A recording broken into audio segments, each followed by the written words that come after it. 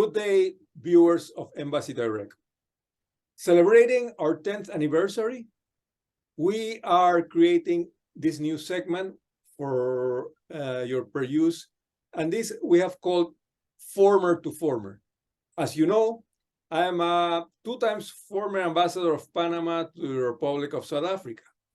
And during those both tours, I had the immense honor to meet many extraordinary people among the diplomatic community.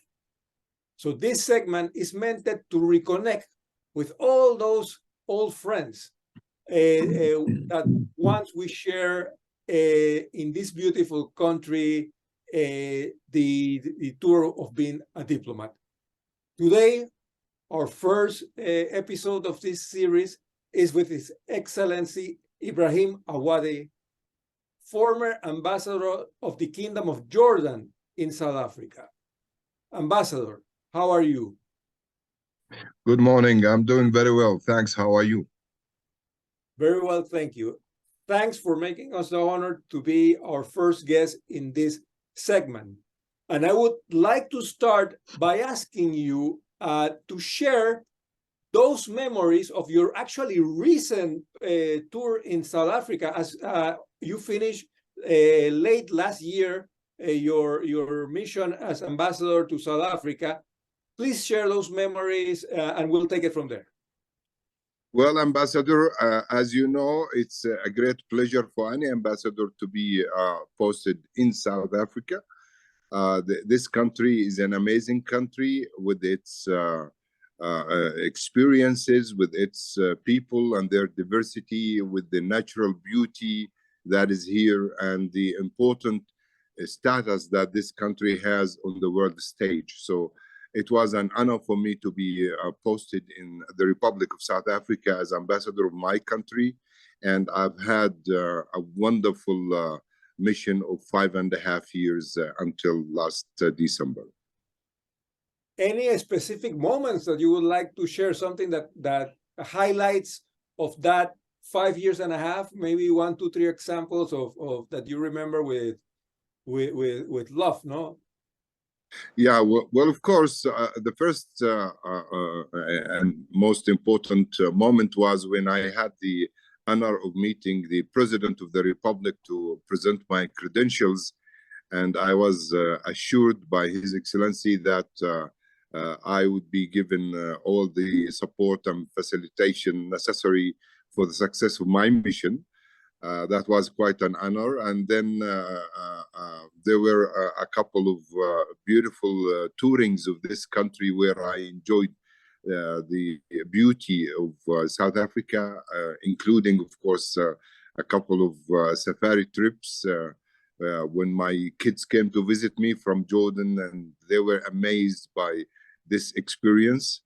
And probably one of the last interesting moments was last year when the Deputy Minister of Foreign Affairs of South Africa visited Jordan during a tour in the Middle East, and we signed a memorandum of understanding for political consultations between the two countries.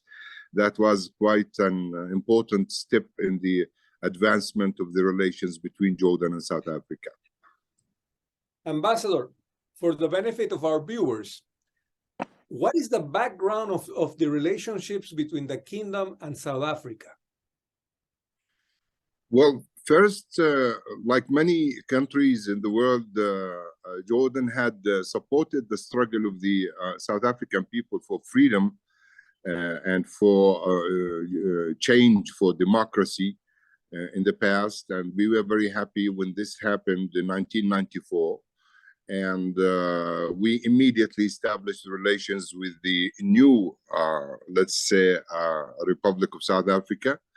And we opened an embassy right away and appointed an ambassador. And we took it from there. And there have been some interesting bilateral visits between the two countries, both official and private. And I was happy that there have always been assurances from both governments that they were going to work together closely in order to enhance the relations and promote them further in various fields. And we have great hopes for the future. I'm glad to hear that. Ambassador, many people don't understand actually the duties and responsibilities that we have once we are appointed by our governments, by our presidents, by our kings, to represent the country in another country.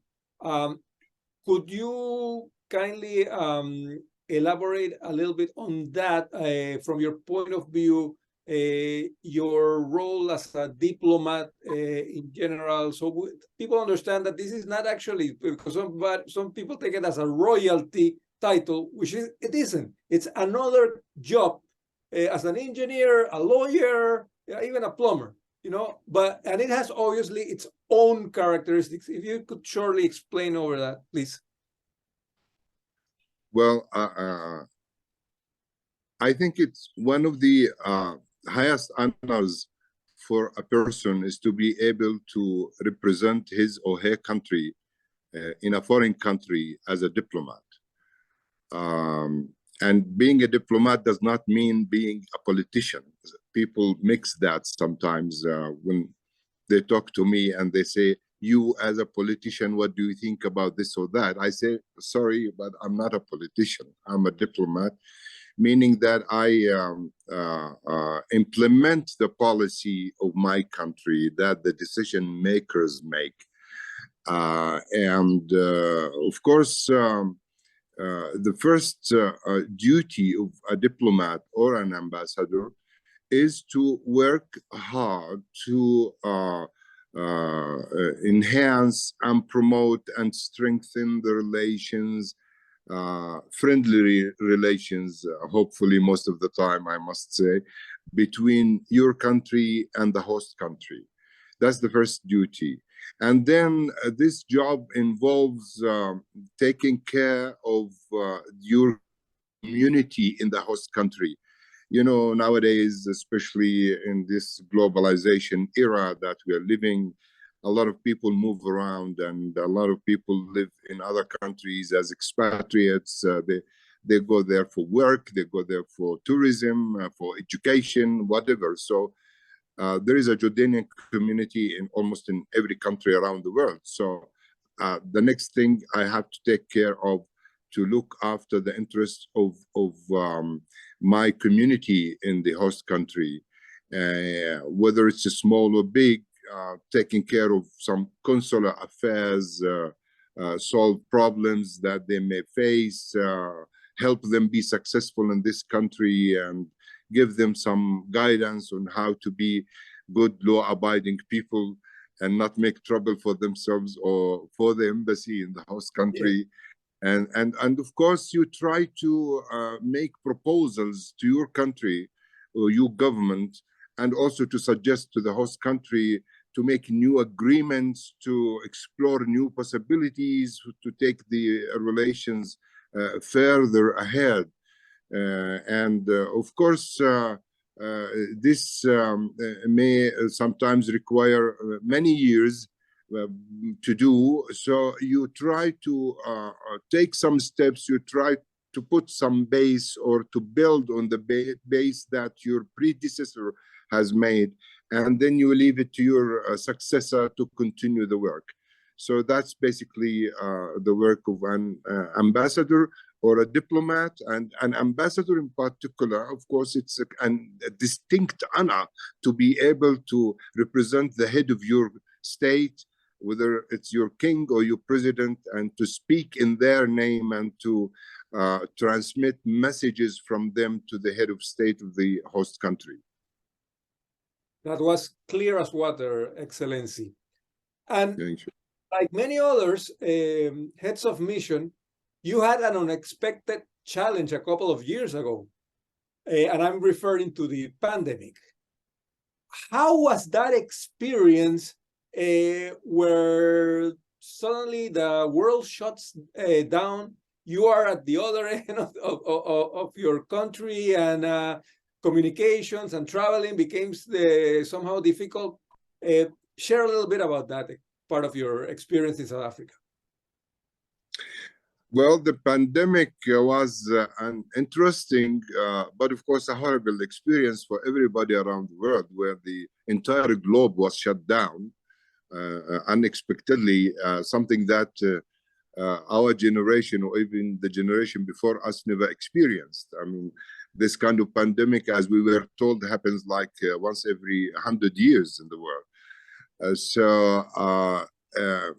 When everything comes to a halt, to a stop, and you're not even able to get out of your house, let alone go to the market or reach your office, you feel suddenly like you're suffocated with all these strict restrictions about movement. But luckily then, thanks to the genius people who have created this new technology for us, like Zoom, which we are speaking on right now, we were able to connect with our countries, with our governments, and with our people, with our community here, and through Zoom and through other remote communications. And it was very interesting, challenging, but very interesting at the same time. I can tell you that my experience was not that bad, in the sense that I almost felt that I did everything I had to do as if I were in my office, using just the mobile or the laptop with an internet connection. And I was running my office remotely. My colleagues were in their homes, also in constant connection. And I was in contact with all my community people here, passing information, sharing experience, giving guidance, getting feedback from them. There was a moment when a number of Jordanians were stuck here because some of them were coming as tourists, some of them were students, and universities were closed, you know, so they couldn't stay anymore. They had to leave the hostels or the accommodation in their universities and go back home. Some people even spent all the money that they had and they had to go back home. So one of the things that we did, and it was an experience that I thank a lot of people for it, a successful one, that we managed to arrange for a flight, a special flight to take a number of Jordanian citizens from South Africa to Jordan, and the South African authorities were very helpful, and they cooperated with us to facilitate the necessary permissions for these people to get to the airport, for the flight to take off to Jordan. And it was a successful experience, stressful, but very successful at the end. Well, as everything, I believe you have reached that point of your life where you have to decide or actually take retirement. What are your immediate plans in that sense? I understand you're still in South Africa, so share with us what's next for Ibrahim. Well, my dear friend, one of the best things that happened to me in this country was that I met a wonderful South African lady, and we got married just last year. And since she's settled here, thank you, she's settled here. So, and I am retired now. So we weighed the situation, and we decided that let's live together in South Africa and see what will happen in the future. So my immediate plan is to stay here and to do some writing. Actually, I may have mentioned to you before that I write poetry also. I'm a poet, and most of my writings are in Arabic prose. And sometimes I write in English. I'm sorry, I don't have any text in English that I can share with you right now, but maybe some other time. But I have just published a collection of my poems in Arabic when I was in Jordan last month. It's my third collection, and I will do that. I think I will write also some memoirs, but of course, being an active person that wakes up in the morning and used to wearing a necktie and getting ready to go to the office, I cannot just stay at home. I would like to see if there is any work that I can do on a voluntary basis, like with some research center, or giving some part-time lectures in a university or something like that, to share my experience with young people. I love to share my experience with others. No, that's great. And in my own experience, firstly, I want to say that knowing your writing talent now, you are most welcome to share with our platforms, and we will be delighted to publish for you in our website, in our social media platforms, even our printed magazine, your writings. So that'd be an honor. Thank you. Please don't be shy about it, and let's do it. Finally, I would like you to, because for people to understand that the work of a head of mission has a limited span of time in every country. Normally, it could go anything from 3 to 5 years, and extraordinarily, and you and I, we have seen it in South Africa, especially this what we call the dean of the diplomatic corps that remain in the country for more than 10 years. But those are exceptional cases.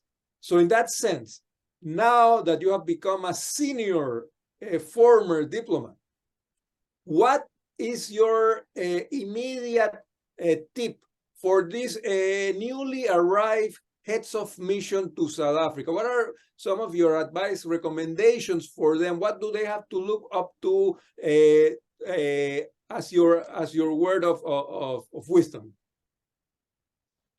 Well, I think this is something that everyone knows, that the first thing that you have to do when you arrive in a new country as ambassador is to make connections with the authorities, and our South African friends are very cooperative, and they have an open door policy, so they welcome new diplomats, and this is a very welcoming country in general, even for tourists.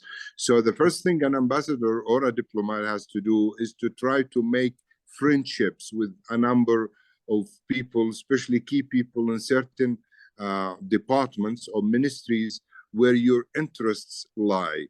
Like, for example, if your plan is to promote trade between the two countries, then you have to know somebody in the trade and industry department, transportation, education. You need to meet some university presidents or chancellors or vice chancellors to see if you can promote relations in the education field, bring students from your country here, or even promote your universities for South African students. These are things that you have to keep in mind, making contacts, making friendships in the beginning. And of course, considering that South Africa is a very beautiful country, you need to give yourself break sometimes from work and then go in a small, beautiful safari trip here or there, or go to the beautiful other cities in the country, like Durban and Cape Town and other places. It's important that you accumulate experiences. Everything that you do, any person you meet, every trip you make, it enriches you, and it makes you a better person. It makes your horizon more broadened and makes you more objective in looking at things. Totally agree with you, Excellency. And one last thing, you have been exposed to what Embassy Direct, or platform, does for the diplomatic community. Being our 10th anniversary in 2023, would you like to share some sort of message for those diplomats, future diplomats coming to South Africa or that have arrived, or the rest of the business community of South Africa in regards to our publication? What are your words of advice in regards to Embassy Direct? Well, in fact, I came in touch with Embassy Direct before. I attended a couple of your activities, interesting ones, informative ones, and the people in Embassy Direct are very active, very helpful, and very forward-looking, and they are capable of embracing all the new diplomats and ambassadors, heads of missions. And I would encourage actually everybody in the diplomatic community to contact Embassy Direct and share with them their experiences, their plans, because this can be very helpful even in implementing their own diplomatic agenda. And I may, if you allow me, take this opportunity to congratulate Embassy Direct on the 10th anniversary of its inception.